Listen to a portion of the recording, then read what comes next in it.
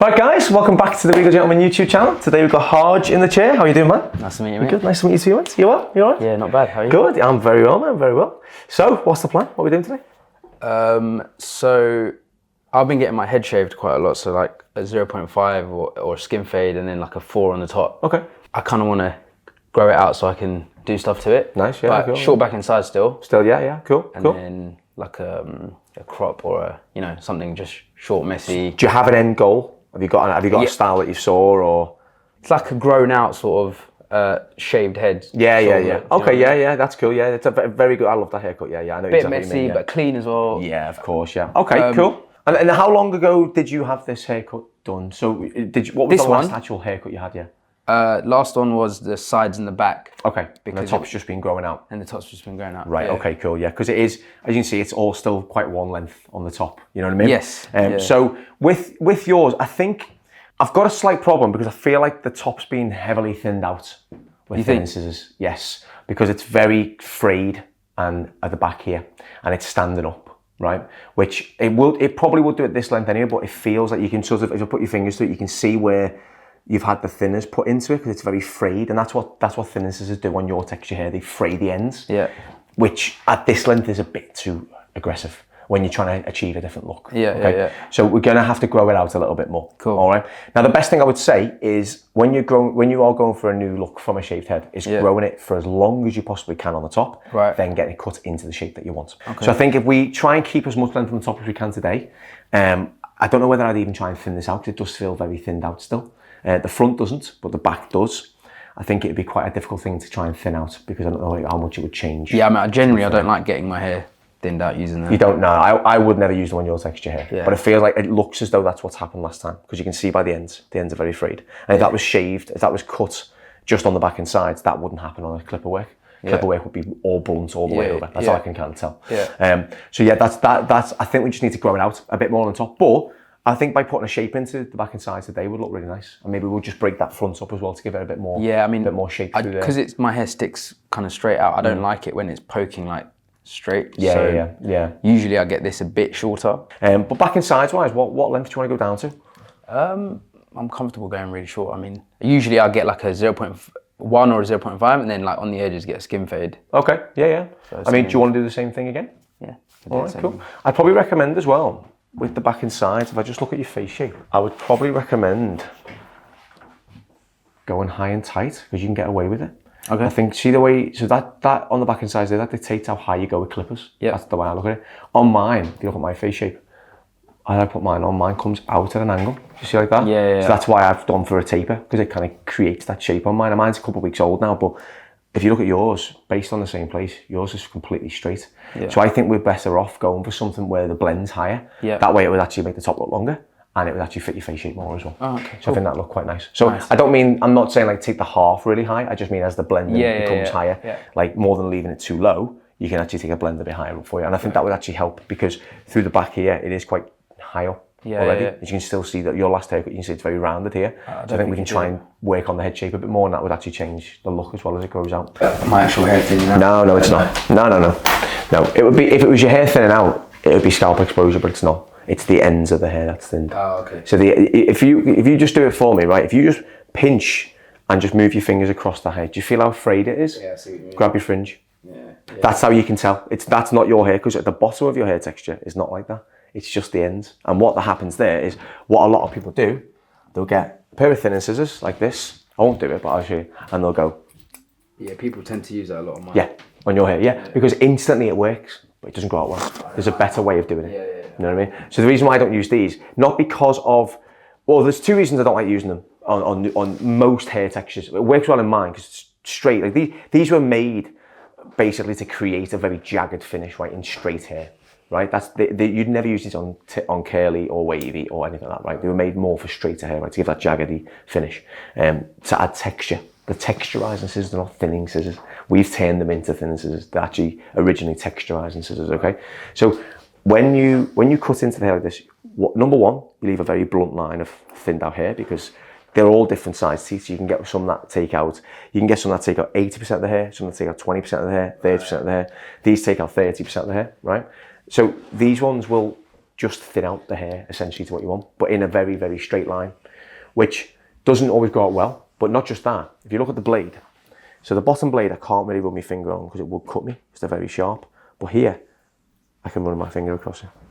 It's serrated. Yeah. So that serration creates the wispiness that you've got. It basically just kind of almost tears the end of the hair. Yeah. But you know, people want that look. It works great in like sort of like longer, straighter hair because it gives a very frayed end, which I need in mine if I'm wearing texture. But on your hair, it doesn't. It makes it look frayed. That's the difference. So that's why I wouldn't use these. There's ways to texturize your hair where using a normal scissor, so you can pick it up and you can point cut into the bottom. So you're still creating the same effect that would, taking bits out, but just on a straight edge, which doesn't create that ends that you've got there. So it's not your hair. It's just the way the ends are being cut. Right. All right. Yeah. So don't worry about that, man. I'm going to start on the top, and I'm just going to try and take them ends and just strengthen them ends up a little bit, because as we pick them up, you'll see there's the bits that have been cut with it and thinned out. You see, like that. So you got that line of frayed hair, and then you got the top bit there, which has got no support in it. So I think if I can just take that away, and then graduate it short to the front, I think it'll look great. Cool. You happy to do it? Yeah, 100%. Awesome, man. So let's just start from here. So let's leave the crown out the way, and let's start towards the back here. So I just want to take it to where that bit's being thinned out there and just strengthen it off. I'm going to do it, still going to point cut into it, but on a very shallow angle. So a lot of it is kind of mainly blunt, but there's still a slight hint of it being slightly choppy on the top. So you can see it's a little bit slightly choppier than what it would be if I was to just do it straight.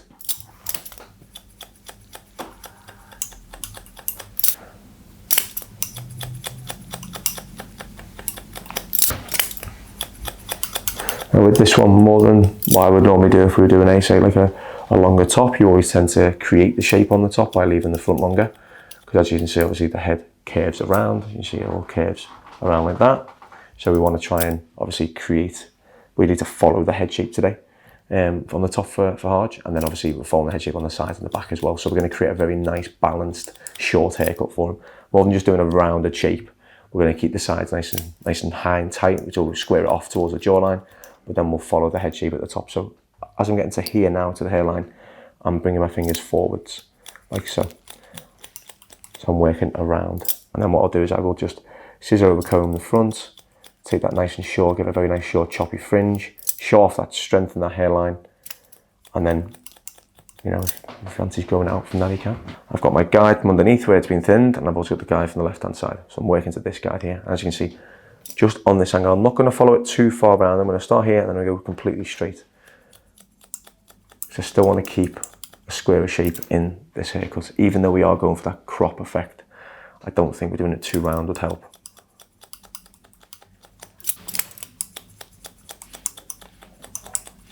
I think a pomade will look really nice on Harj's hair, because obviously it's very, very dark, and I think that natural little bit, like all that quite, you know, high shine would really bring out the kind of crop effect.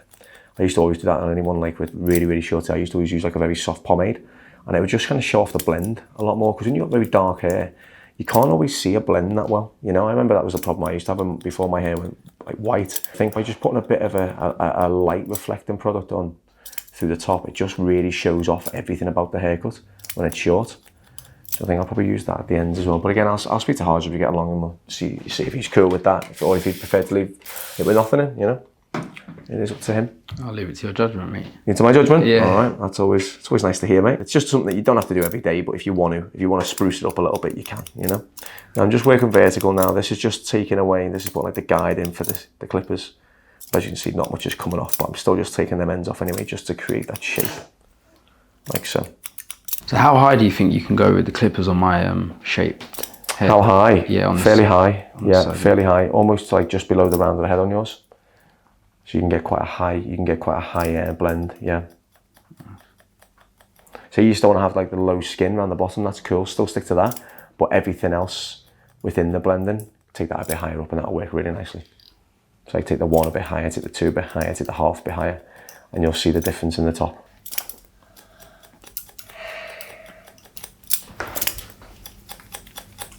You can really see on camera the difference in the ends now as you get to here. A lot straighter.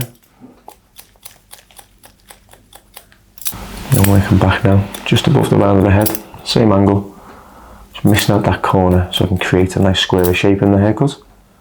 If I was going to make a rounder haircut, I'd come here and be cutting on that angle there, but I'm just a bit above the round of the head. Again, I'm cutting into it. Right, now what I'm going to do, wet it down slightly, just so I can see the teeth marks of the comb, like so. And I'm going to cut this fringe in, so I'm going to graduate this from longer to shorter. I always go from the recession, so imagine you're just doing a semicircle all the way from the recession. That's where I start, because that's where the curve of the head starts as well. And very classic scissor over comb, getting closer and closer to the hairline.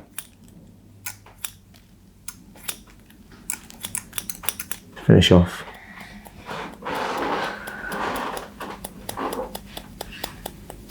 And cut it like that. And getting closer and closer. Like so. And then just point cut around there just to strengthen that hairline. Just to show off that really super strong hairline.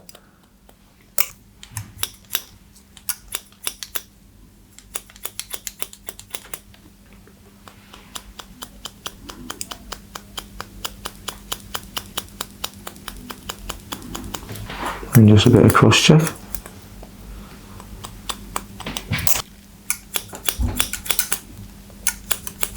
Working up and off. And just letting the hair fall naturally. And just point cutting into the end as well, like that.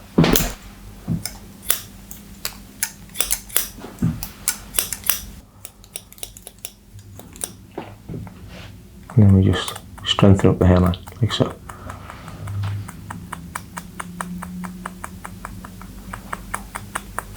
Run the comb back and then just point cutting down the root. Now this is a much better way of texturising short hair than just putting the texturising scissors through it.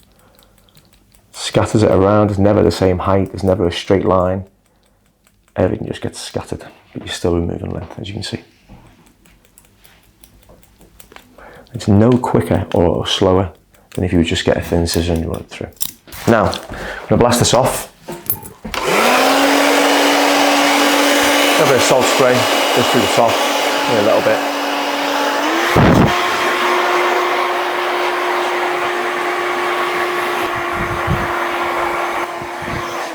There we go. So, back inside, yeah, how high would you like to go and what number? What would you prefer? Knowing everything that you know about the shape, what would you like to do? Do you want to go, do you want the scalp exposure to be higher up? Do you want it to be like a number 1 as the majority length and then with the fade down the bottom? What would you prefer? 0.5 probably. Yeah. And then the scalp exposure. The scalp at the very bottom, yeah? Yeah, just like, okay, just cool. a little bit and then, yeah, 0.5 and then, yeah. And then just blend it up from the 0.5, exactly. Yeah. But the 0.5 would probably be more than a 0.5 being, say, here, I'd probably take it slightly higher up. Yeah, go for it, yeah. You'll get it better. Yeah, all right, cool, man. So I'm going to start with my number 2 guard. Now, I'm going to start at the back. Now, we need to use the comb and obviously our sight to see exactly where we need to work on the blend at the back. Because if we look at the back of Harj's head, right, run your hands down it. It's quite smooth. The occipital bone doesn't protrude out too much, but obviously we're going right down to a 0.5, so you will see it. So we want to use that. That's probably going to protrude slightly because we still need to go higher up because there isn't a lot of length up here. But I want to take this blend fairly high, even towards the back as well, and then work up and off. So you've got the comb in. That's the sort of angle we want to be working at today. You see, you push on the head shape. That's how high we can kind of go to about here for the blend into the top. You can work that around. It's quite high. So that's what I'd do. 2 in first, leave it down, up and off. Like so. I'm not going round, I'm going up and off. I'm using the head to really build this shape up for me, okay? So in slow motion, like that. Not pulling away, not reserving length. I'm just working up and off the head, okay? But I'm also not going around the head as well, because that would take the crown off. 2 on, up and off, like so.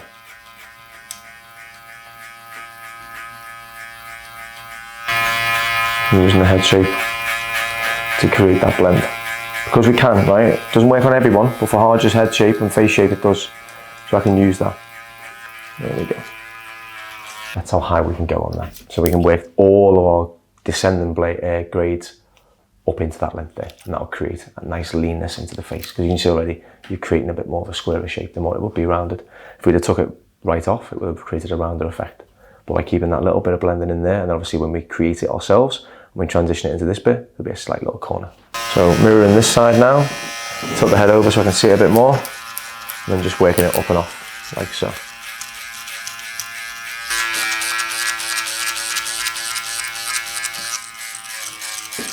There we go. Now onto our 2 now, so close lever. Working up into that 2.5. There we go, so that's starting to blend in nicely.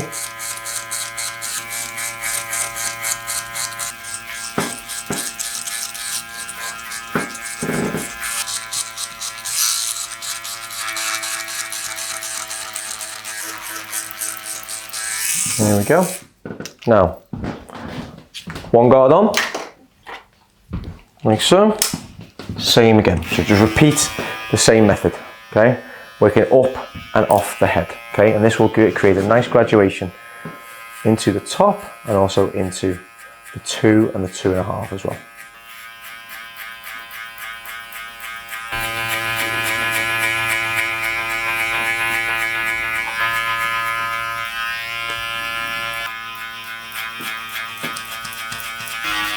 And then on to our closed guard, which becomes a 1.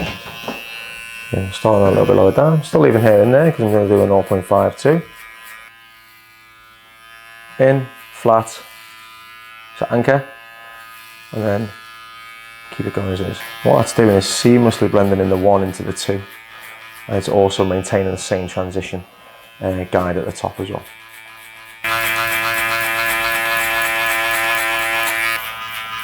Working up and off.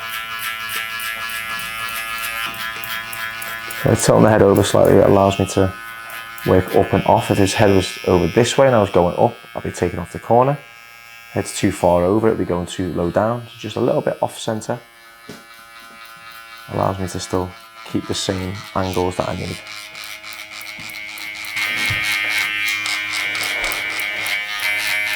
There you go, 0.5 goes in, the very bottom, and come up and off. If you change the angle of the shave, and if you change the angle of like how you take it off the top of the head, it will change the overall look. Again, keeping consistent.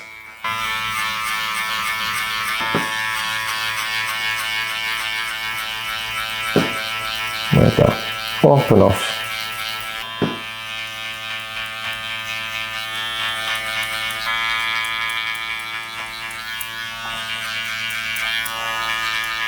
There we go. Now, when we get to here, 0 on, and we flick off towards the edges, like that. Yeah, we'll blend it into the beard as well.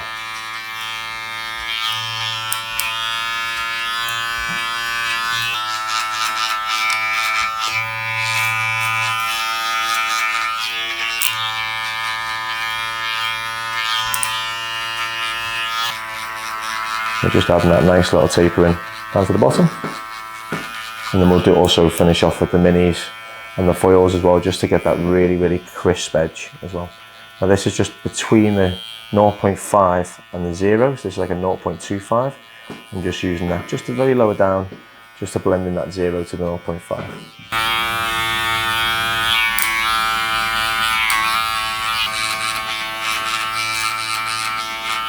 So I'm going to start on this right hand side. Now, would you like your hairline from like the temples? Do you want that quite shaped, or do you prefer that more natural? Natural. Natural, yeah. Yeah. Cool. Sound. So what I'll do is I'll just taper that in a little bit, and just clean up any bits that are alright. I won't shape it too much, and then use the minis to blend that right down into the sideburns, like so.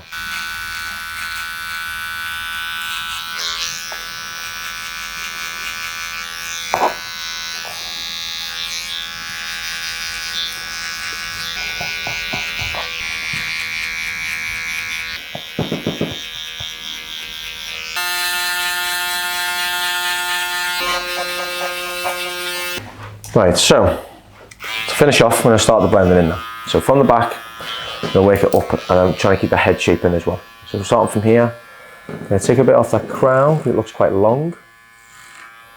And then I'm starting to blend this in. So again, if you look at the angle of my comb, I'm working straight up and off. So again, same idea as the clippers. The comb is coming up and off. I'm not doing this. If I was doing that, all that length will come off. See? But as you go like this, it doesn't take any length off. Up and off into the top.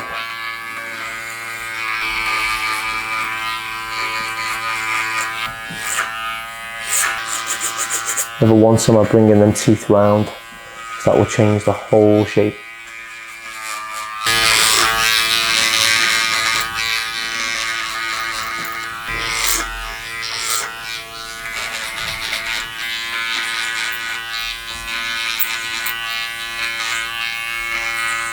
To finish this off, I'm going to use some scissor over comb with my size 1 comb, so I want to make sure all that blending in is perfect. Okay, so obviously different lights, different bright lights, natural, unnatural lights can show off a blend, but then sometimes the other side to natural light, it's not.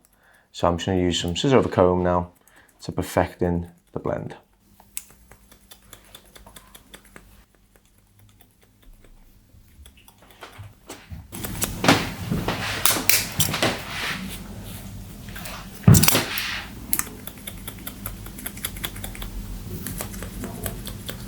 And while I'm here, I'll switch back to my size 5 comb and just sort out the crown a little bit as well, just make sure it's sitting nice.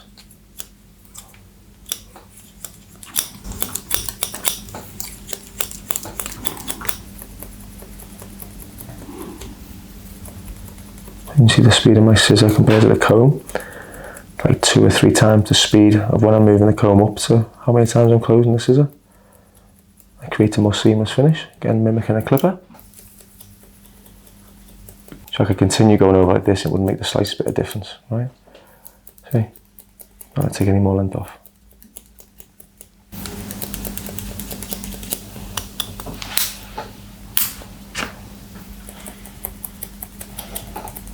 Take that down a touch, where it was left a little bit long.